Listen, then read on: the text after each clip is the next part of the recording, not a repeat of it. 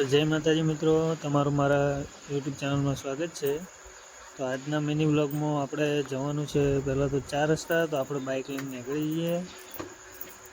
તો આપણે બાઇક લઈને નીકળી ગયા હતા। બાઇક પછી રસ્તામાં મૂકીને ગાડીમાં જવાનું, ગાડીમાં બેસી ગયા।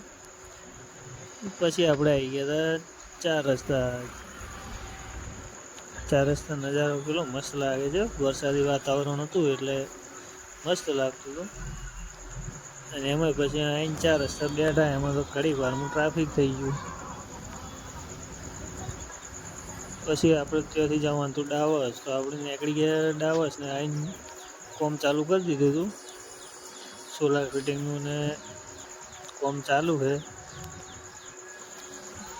પછી આપણે ઉપરનું કોમ પડી ગયું હતું, પ્લેટો લગાવી દીધી હતી સોલારની, તમે જોઈ શકો છો।